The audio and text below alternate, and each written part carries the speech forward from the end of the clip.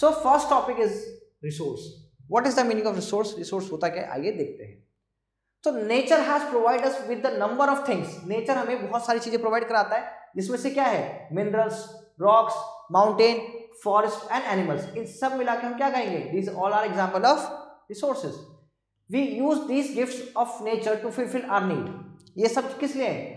इन 3 चीजों से हमारी जो डेली की जरूरत की जो चीजें होती है वो फुलफिल होती है, नीड्स कंप्लीट होती है। Any material of the environment needed by human being to satisfy their needs is called resource. तो ऐसी जो भी चीज है एनवायरमेंट में प्रेजेंट है, जो भी रिसोर्स प्रेजेंट है जो हमारी ह्यूमन बीइंग्स की नीड को फुलफिल करता है, उसे क्या बोलते हैं, हम रिसोर्स बोलते हैं। Resources have 3 main character.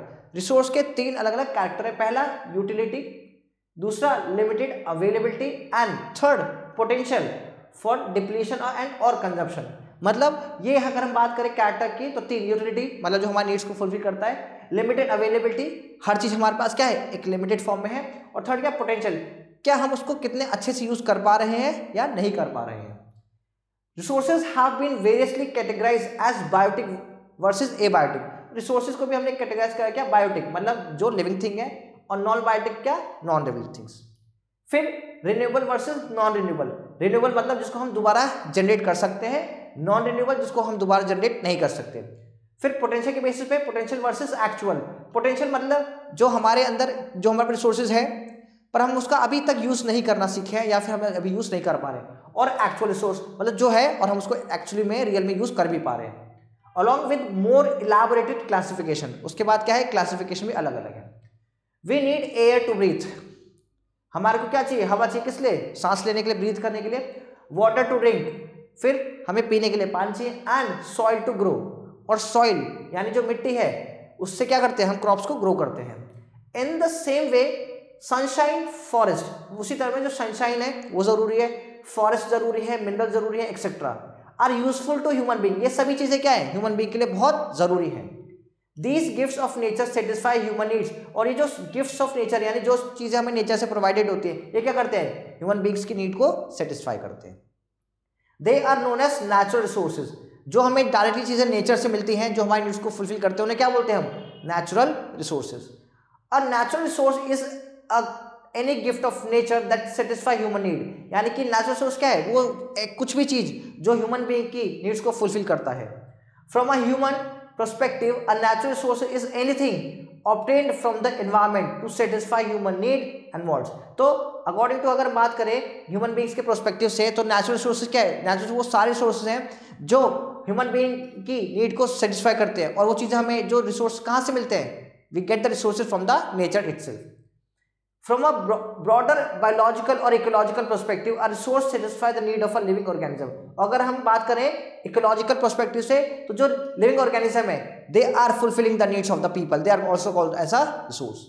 When human beings find a material useful and attach some value to it, the material become a resource। Human being के अकॉर्डिंग कुछ भी चीज, राइट, कोई सा भी मटेरियल जो यूजफुल है, फिर जिसकी कोई वैल्यू है, जिस मटेरियल की वैल्यू, उसको ह्यूमन बीइंग क्या करता है, ह्यूमन बीइंग उसको क्या बोलता है, रिसोर्स बोलता है। जैसे स्टाइलर है, ये मेरी नीड को फुलफिल कर रहा है, ठीक है, मैं आपकी नीड को फुलफिल कर रहा हूं, तो I am also be part of resource. The value और usefulness of material can also be express in term economic. अब हम बात करें मटेरियल की, तो कोई इकोनॉमिकल यानी मनी के फॉर्म में होता है, किसी चीज की हम लीगली बात करते हैं, एथिकल और एस्थेटिक, ये सब क्या है, प्रॉपर्टीज है रिसोर्सेज की। For example the resource which are use for production, ऐसा कोई रिसोर्स जिसको हमने यूज करा फॉर किसी चीज को प्रोडक्शन या बनाने के लिए, हैव इकोनॉमिक वैल्यू, उसकी क्या है, इकोनॉमिक वैल्यू है। अब ये बोर्ड है, इसको हमने बनाया किस चीज से, तो पैसों से बना, मनी से बना, तो क्या हो गया, इसकी कोई क्या है, ये एक इकोनॉमिक वैल्यू है। Air is natural resource, air हवा क्या है, नेचुरल रिसोर्स है, and we use air to keep alive, और हमारे लिए एयर क्यों जरूरी है, जिंदा रहने के लिए। Impure air is harmful for health, उसी में अगर हम बात करें इम्प्योर एयर की, वो भी तो एयर है, बट उसकी कोई वैल्यू नहीं है क्योंकि वो हमें हार्म, नुकसान पहुंचा रही है। Clean air act as an example of legal value, तो जो क्लीन एयर है वो किसकी बात है करता है, वो करता है एक लीगल वैल्यू की। Forest, river, mountain, lakes etcetera are aesthetical value attach to them. मतलब फॉरेस्ट, रिवर और माउंटेन, लेक, ये सब क्या है, इनकी वैल्यू हम मेजर नहीं कर सकते, क्यों, क्योंकि हर जगह की अलग वैल्यू होती है। रिवर को हमने कैसे दिया, रिवर इतने पैसों की है या इसकी इतनी वैल्यू, नहीं, ये सब, तो वो क्या एस है जिसकी वैल्यू को हम मेजर ना कर सकें। The responsibility of to preserve a natural park is an example of ethical value. अब हमें पता है कि रिवर है, रिवर हमारे लिए बहुत इंपॉर्टेंट है, अब उस रिवर को साफ करना है तो क्या हो गया, वो एथिकल वैल्यू है। अब फॉरेस्ट है, फॉरेस्ट हमारे लिए टोटल बहुत ज़्यादा इंपॉर्टेंट है, राइट, तो हमें फॉरेस्ट को क्या कर रखना है, बचा कर रखना है, पेड़ पौधों को हमें ग्रो करना है, तो ये क्या है, ये सब हमारी ethical values.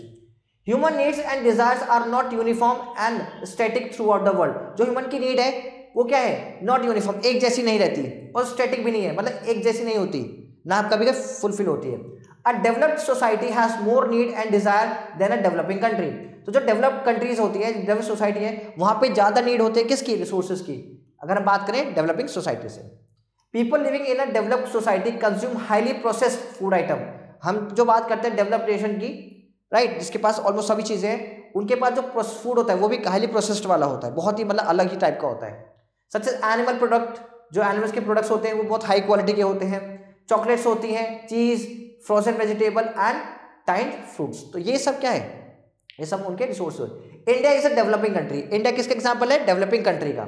A large number of the people living here consume chapati और rice with dal and vegetable. जो इंडिया में है तो मोस्टली क्या, हमारा प्रोसेस फूड नहीं होता, हम खुद बनाते हैं, जैसे चपाती बना ली, राइस बना लिया, ठीक है, ये सब हम उसको कंज्यूम करते हैं। These food items needs not undergo hard processing. तो अब रोटी चपाती बना रहे, कोई हार्ड अंडर प्रोसेस थोड़ी है, कोई मशीन थोड़ी लग रही है, ह्यूमन बीइंग उसको काम कर रहा है, right. Discoveries and inventions made in the resources useful to human being. हम जितना डिस्कवर करेंगे, जितना न्यू चीजें करेंगे, उतना हम रिसोर्सेज को वाइजली यूज कर सकते हैं।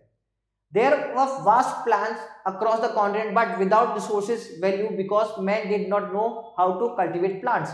अब हमारे पास क्या है कि रिसोर्सेज तो है, बट ह्यूमन बीइंग के थ्रू ही हम चीजों रिसोर्सेज को यूज भी करते हैं। These plains were used as hunting ground. अब जो प्लेन एरियाज हैं, यानी कि जो ग्राउंड्स हैं, वो किस लिए यूज करते हैं, हंटिंग करने के लिए। Later men started sedentary agriculture. He started farming at a fixed place instead of moving from one place to another place. उसके बाद ह्यूमन बीइंग ने क्या स्टार्ट कर दिया, एग्रीकल्चर, खेती करना, फिर रुकना शुरू कर दिया, ऐसे करके ह्यूमन सिविलाइजेशन का डेवलपमेंट हुआ। Similarly there were a large deposit of iron ore in Chota Nagpur reason, right, छोटा नागपुर रीजन इंडिया में है, जो सबसे ज्यादा वहां पे डिपॉजिट्स है किसके, आयरन के। But these resources get resource value when the first iron and steel plant in India was set up in this region. पर इसकी वैल्यू कब हुई, छोटा नागपुर प्लेटो की वैल्यू कब हुई, जब यहाँ पे इंडस्ट्री सेटअप हुई पहली बार इंडिया में, राइट। एग्जांपल उसका first iron and steel factory in Jamshedpur. अब यहाँ पे हमारे पास टाइप्स ऑफ रिसोर्सेज, क्या हमारे पास टाइप ऑफ रिसोर्सेज, तो कैसे उन्होंने कितने टाइप में डिवाइड किया है, 3 टाइप में, पहला नेचुरल, दूसरा ह्यूमन, तीसरा मैन मेड रिसोर्सेज। आइए देखते हैं, पहले हमारे पास है नेचुरल रिसोर्सेज। जैसे पता चल रहा है that resources getting from the nature is called natural resources। देखते हैं, natural resources are obtained from nature, किससे मिल रहा है हमें, नेचर से मिल रहा है, and are useful to man, और जो ह्यूमन बीइंग के लिए यूजफुल होता है। people do not make natural sources but often collect them for use। क्या human being not making natural sources, human being natural source नहीं बनाता, बट हम कलेक्ट करते हैं नेचर से अपने यूज की चीजें। Air, mineral, water, soil, trees, wild are example of natural resources. Why these are the natural resources, because all the things getting from the nature. यहाँ पे किसी भी ह्यूमन बीइंग ने सॉइल को जनरेट नहीं किया, पानी नहीं बनाया, मिनरल नहीं बनाए, ये सब खुद ब खुद बने, तो ये क्या है, नेचुरल रिसोर्सेज के एग्जाम्पल है। Natural resources are not uniform throughout the world, हर जगह सेम नहीं है, कहीं पे कुछ चीज ज्यादा है तो कहीं पे कुछ चीज ज्यादा है, कहीं पे कुछ नहीं है तो कहीं पे कुछ है। जैसे फॉर एग्जांपल सऊदी अरेबिया, वहां पे रिवर नेचुरल नहीं है, इंडिया में है, वहां पे पेट्रोल बहुत ज्यादा है, इंडिया में उतना पेट्रोल नहीं है, तो ये सब डिफरेंट है। Different area have different resources. Resource can be categorised on the basis of origin, तो हमने उसको कैटेगराइज कर दिया ओरिजिन के बेसिस पे, कैसे, एक biotic, abiotic, right, living thing और नॉन लिविंग थिंग वाला। पोटेंशियल और एक्चुअल, पोटेंशियल मतलब हमारे पास है बट उसको अभी हम यूज नहीं कर पा रहे, एक्चुअली में एक्चुअल रिसोर्स कौन से जो हमारे पास है और हम उसको कन्वर्ट कर पा रहे हैं एज अ रिसोर्स। आइए देखते हैं सबसे पहले बायोटिक रिसोर्सेज को। Biotic resources are obtained from biosphere, zone of life on the earth, right. Forest and their products, animal, birds and their products, fish and other marine organism are most example. तो जो biotic resources है उस, ये क्या है, biotic resource मतलब जो भी चीजें बायोस्फीयर में प्रेजेंट है, मतलब जो अर्थ के ऊपर है वो सब क्या है, बायोटिक रिसोर्सेज। उसमें एग्जांपल फॉरेस्ट आ गया, एनिमल्स आ गए, बर्ड्स, ये सब क्या है, जिसके अंदर लिविंग थिंग्स हैं, they are called as the biotic resources. Minerals such as coal and petroleum are sometimes included in a category because they were formed from fossilized organic matter through over long period of time। अब कोई कहेगा mineral के अंदर में तो कुछ नहीं है, बट मिनरल और जो पेट्रोलियम बने हुए हैं, जैसे कोल एंड पेट्रोलियम जो बने हुए हैं, कभी ना कभी तो वो फॉसिलाइज मतलब जो कुछ भी चीज़ें, ह्यूमन बीइंग हो गए, एनिमल्स हो गए, वो सब उनकी डेथ हो गई, फिर वो बरीड हो गए, दब गए, उसके बाद लेयर टू लेयर जल्दी चले गई। तो जो फॉसिल्स है या जो मिनरल्स हैं ये किससे बन रहे हैं? फॉसिल से तो बन रहे हैं। और वो क्या थी? वो एक ऑर्गेनिक मैटर था, इसलिए उसको किस में कन्वर्ट करते हैं? बायोटिक रिसोर्सेज में। नेक्स्ट है क्या? Abiotic resources.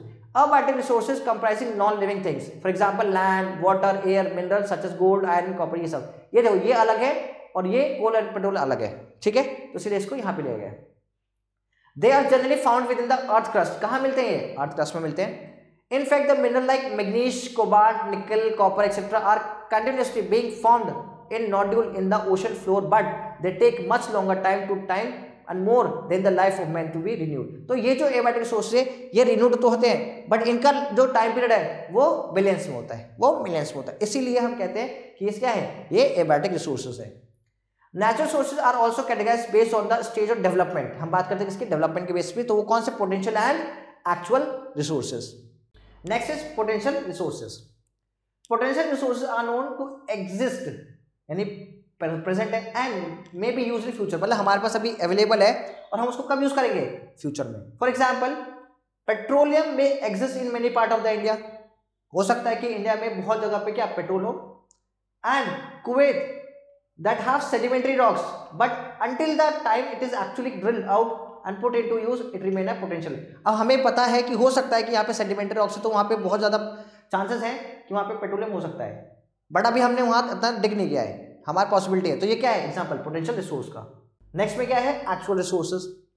Actual resources are those resources that have been surveyed, मतलब हमने सर्वे किया है, and the quantity and quality determine, जिसकी क्वांटिटी हमें पता है कितना है और क्वालिटी की किस तरीके का है, किस टाइप का है, are being used in present time. कब यूज करें उसे? प्रेजेंट टाइम में। For example petroleum and natural gas are actively being obtained from the Mumbai high field. तो कहाँ से मिलता है वो? मुंबई हाई फील्ड से हमें वो देखने को मिलता है। The development of an actual resources such as wood processing depend upon the technology availability and the cost involve. अब यहाँ पे क्या है कि देखो मुंबई हाई फील्ड पे हमें क्या मिल रहा है? पेट्रोलियम मिल रहा है। ऐसे ही क्या है, एक्चुअल रिसोर्स के अकॉर्डिंग हम उस चीज़ को प्रोसेस करते हैं, टेक्नोलॉजी लगाते हैं और इन्वेंशन करते हैं, उसके थ्रू हम रिसोर्सेज को यूज कर रहे हैं और उसकी कॉस्ट पर ज़्यादा होती है। The part of the actual resources that can be developed profitably with available technologies called reserve resources। और हमारे पास क्या है? रिसोर्सेज हमारे पास अवेलेबल है, उसमें हमें प्रॉफिट भी हो रहा है, बहुत फायदा हो रहा है, और हमने क्या करा है? हमारे पास टेक्नोलॉजी है उसको यूज करने की, और हमने उसको प्रिजर्व भी कर रखा है, यानी रिजर्व कर रखा है। While the part of that cannot be developed profitably because the lack of technology is called the stock resources। मतलब अभी हमारे पास अवेलेबल तो है, बट हमारे पास टेक्निक नहीं है, ये we don't know how to use that things, तो उसको क्या बोलते हैं हमने? Stock resources. Natural resources can be categorised on the basis of renewability. भाई हम उसको दोबारा बना सकते हैं नहीं, उस पर भी हमने रिसोर्स को डिफाइन किया, तो उस पर दो हो गए, renewable and non renewable resources. आइए नेक्स्ट देखते हैं हम नॉन रिन्यूएबल रिसोर्सेज। तो कौन से होते हैं? Non renewable resources are formed over a very long geological period, मतलब इसको फॉर्म्ड होने में, बनने में बहुत लंबा समय लगता है। Minerals and fossils are include in this category, तो उसमें मिनरल्स एंड फॉसिल्स इस कैटेगरी में अंदर में आते हैं। Since their rate of formation is extremely slow, जो उनके बनने का प्रोसेस होता है वो बहुत ज्यादा स्लो होता है। They can not be replenished once they are depleted, और वो एक बार बन गए तो वो चीज दोबारा से, वो चीजें कंज्यूम हो गई तो हो गई, यूज हो गई तो हो गई, वो दोबारा नहीं बनेगा, उसके जैसा और बनेगा, पर उसको बनने में बहुत टाइम लगता है। सब abiotic resources such as mineral are continuously being found in nodule in the ocean floor, but they take a much longer period of time more than the life of a man to renew। ऐसी अगर हम बात करें abiotic resource में, तो कुछ ऐसे minerals हैं जो बहुत टाइम लगते हैं, ह्यूमन बीइंग की सिविलाइजेशन की से भी बहुत पहले के वो प्रोसेस में चल रहे थे, अब जाके बन के तैयार उन्हें दोबारा बनने में बहुत समय लग जाएगा। तो कौन से एग्जाम्पल हो गए? वो नॉन रिन्यूएबल रिसोर्सेज के। नेक्स्ट हमारे पास जो टॉपिक है वो क्या है? Renewable resource. Some resources have the capacity to produce and regenerate within period of time, मतलब हम थोड़े से टाइम पीरियड के अंदर में उसे generate, they are called renewable resources, उसको हम क्या बोलते हैं? Renewable resource. All the biotic resources are capable of regenerating themselves over a period of time. Means क्या लिखा? They continue to produce and multiply, वो बढ़ता रहता है, चलता रहता है, बनता रहता है, उसमें बहुत लंबा टाइम पीरियड नहीं लगता बनने में। तो क्या एग्जाम्पल हो गए? They are the example of renewable resources.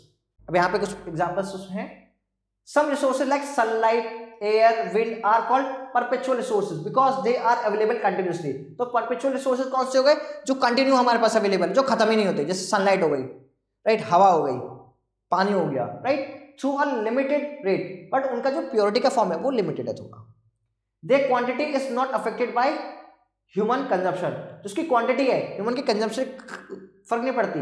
Many renewable resources can be depleted by human use, but बहुत सारे रिन्यूएबल रिसोर्सेज है जो ह्यूमन बीइंग के यूज के बाद डिप्लीट हो गए, खराब हो गए, खत्म हो गए, but may also be replenished and दस मेंटेन अ फ्लो, पर उसको भी बनाया जा सकता है और फ्लो में रहता है।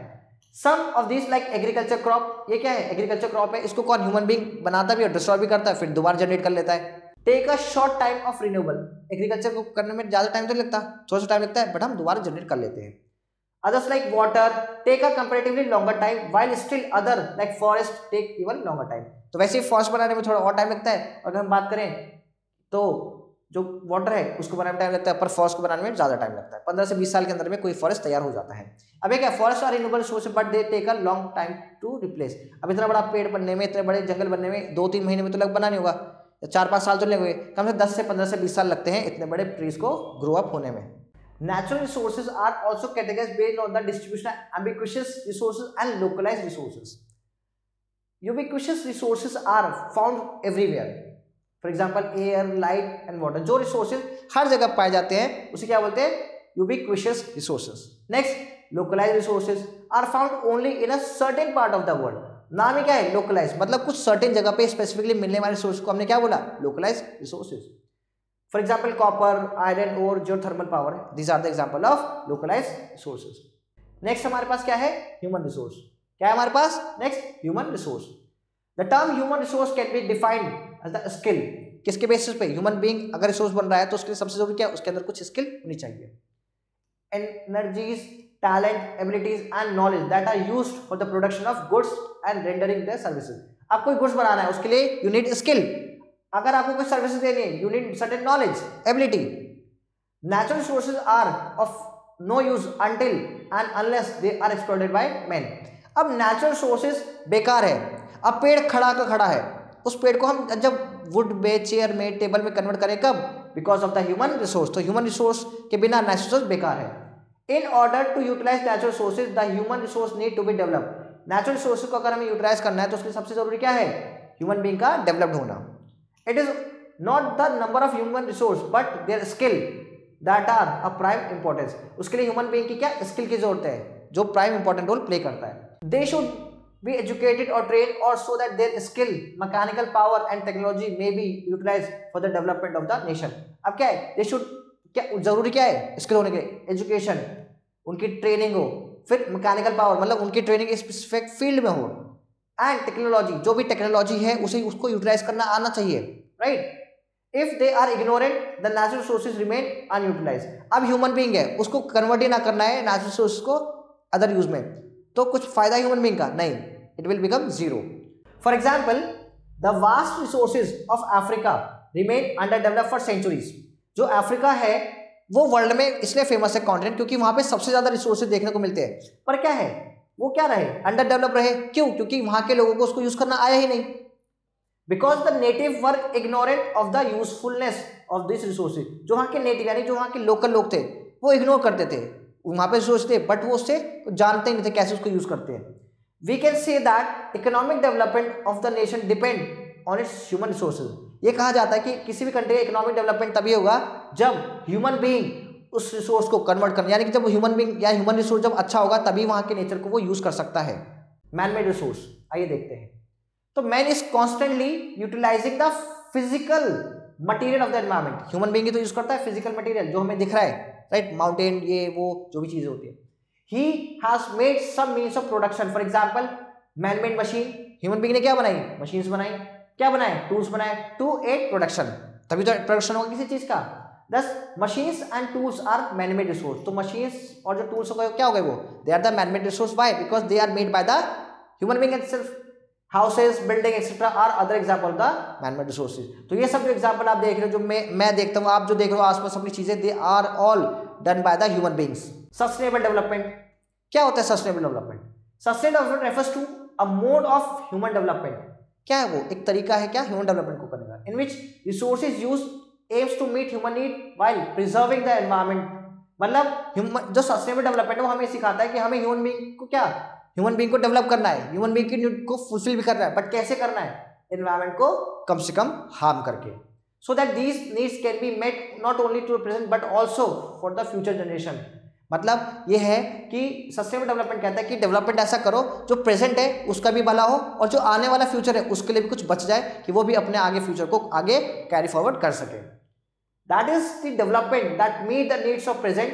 ये ऐसा डेवलपमेंट है जिसने जो प्रेजेंट की नीड्स है उसको भी फुलफिल किया है without compromising the ability of future generation. But compromise नहीं किया आगे वाली जनरेशन से, मतलब इतना यूज करा कि आज तो है ही है, प्लस आगे आने वाली जनरेशन के भी वो चीजें बची रहे ताकि वो भी उसको वाइजली यूज कर सके to meet their own needs called sustainable development, ताकि जो फ्यूचर जनरेशन है वो भी अपनी नीड्स को फुलफिल कर सके। इसे क्या बोलते हैं, सस्टेनेबल डेवलपमेंट कहते हैं। Following are some of way to conserve natural resources. कुछ तरीके दिखाए गए हैं, बताए गए हैं जिससे हम नेचुरल रिसोर्स को कंजर्व कर सकते हैं। First, the land resource are limited. हमारे पास लैंड क्या है, लिमिटेड है, राइट, जमीन तो लिमिटेड है ना। Vast land should be made available for cultivation. जो बहुत बड़ा एरिया हमारे पास खाली पड़ा हुआ है उसको क्या करें हम, कल्टीवेशन के लिए यूज करें। रिवर्स में be linked up so that surplus water is donated from one river to another one. एक ऐसी रिवर है जिसके पास बहुत ज्यादा पानी है, उससे बाढ़ आ रही है, और एक तरफ ऐसी रिवर है जिसके पास पानी नहीं है, सूखा पड़ रहा है, तो क्या करो, उसको लिंक्ड अप कर दो ताकि जो जिसमें एक्सेस अमाउंट में पानी है वो किसको दे सके, जिसके पास पानी नहीं है। Third, waste water from industries and domestic use should be recycle. जो वेस्ट निकल रहा है कहाँ से, इंडस्ट्री से, उसको रिसाइकिल किया जाए। Deforestation should be balanced bye afforestation, यानी कि जो एक तरफ तो पेड़ को काट रहे हैं, खाली उससे थोड़ी वो काम होगा, कहीं पे पेड़ लगाने भी चाहिए, यानी कि डिफॉरेस्टेशन एफॉरेस्टेशन साथ बसाथ चलता रहे। कहीं अगर आप पेड़ काट रहे हो तो कहीं आप लगाओ भी उसके बस में। Forest should be protected against encroachment, यानी क्या, जब आप नदी, नाले, डैम या बिल्डिंग्स बना रहे हो तो जो एनक्रोचमेंट हो रहा है फॉरेस्ट का उससे बचाया जाए, और अगर कहीं हो रहा है तो कहीं और पे वैसे उतने ट्रीज लगाए भी जाए। Wild life should be conserve by creating national parks and sanctuaries. तो वाइल्ड लाइफ को प्रोटेक्ट करो कैसे, नेशनल पार्क्स बना के और बर्ड सेंचुरी या वैसे सेंचुरीज बना के, ताकि वो लोग प्रिजर्व एंड कंजर्व रहे, सेफ रहे। New methods should be devised for utilising ore of lower grade. जो ओर्स होते हैं, राइट, उसको यूज करने का एक वाइज मैनर निकाल जाए ताकि मैक्सिमम से मैक्सिमम उसका यूटिलाइजेशन हो और मिनिमम क्या उसका लॉस हो सके। Losses in transmission and disruption of resources should be reduced. जो लॉस होते हैं, जैसे सपोज दैट कि किसी चीज को बनाने में पता एक्सप्लॉयटेशन होता है, बट वो एक्सप्लॉयटेशन एक लिमिटेड तक हो, अनलिमिटेड एक्सप्लॉयटेशन ना हो। Substitute of non renewable resources should be invented. जो नॉन रिन्यूएबल रिसोर्स है जैसे फ्यूल हो गया, राइट, कोल, पेट्रोलियम, डीजल, राइट, उसका सब्स्टिट्यूट निकालें ताकि हम उन चीज़ों को कम यूज़ करें, क्योंकि वो एनवायरनमेंट को हार्म भी करती हैं और पोल्यूशन को भी लेके आती हैं। आइए स्टार्ट करते हैं अपनी exercises, right. Tick the correct option है, तो देखते हैं हम सेकंड वाला option. Resource that can be replace is called. अगर हम बात करें कौन सा रिसोर्स रिप्लेस्ड हो सकता है, resource that can be replaced is known as what, renewable resource. हम दोबारा से ज्वाइन कर सकते हैं। Next, which of this is not an organic resource. अब ऑर्गेनिक रिसोर्स कौन सा नहीं है, ह्यूमन है, सॉइल है, प्लांट है, एनिमल है, कौन सा नहीं है, you have to do yourself. Fourth, wild life can be conserve by protecting soil, creating national parks, protecting water, none of this. अगर वाइल्ड लाइफ हमें बनाना है तो उसके लिए क्या आंसर होगा, क्रिएटिंग नेशनल पार्क। ये फर्स्ट और थर्ड आपका होमवर्क है, राइट। नेक्स्ट आते हम अपने फिल इन द ब्लैंक्स पे। Fill in the blanks with an appropriate words. Dash resource belong the non living और फिजिकल एनवायरमेंट। तो कौन सा होगा, नॉन लिविंग वाला, तो अबायोटिक रिसोर्स। आंसर क्या होगा, abiotic resource belongs to non living और फिजिकल एनवायरमेंट, राइट। और necessity of life are provided by, कौन प्रोवाइड करता है, जितनी भी all necessities of life are provided by nature. कौन प्रोवाइड करता है, nature. Third and fourth is your homework. Next हमारे पास ट्रू फॉल्स है। Development of resources depend on the knowledge acquired by man. तो रिसोर्सेज कितना डेवलप होगा, yes this answer is true, क्योंकि भाई ह्यूमन बीइंग ही क्या करते हैं, रिसोर्सेज को यूज करते हैं। Misuse of air and water have lowered their quality, it's true. Human being जितना यूज करेंगे गलत तरीके से तो वो उसकी वैल्यू डिग्रेड होगी। Biotic resources are renewable source, right. ये आप खुद करेंगे। On the basis of the origin resources में भी बायोटिक एवेट ये भी आप खुद करेंगे और लास्ट वाला भी आप खुद ही करेंगे। तो ये बाकी सब आपका क्या है, होमवर्क है। So students, thank you so much for watching this video. Stay tuned with us for the next video. Thank you so much. Tata, bye bye and take care.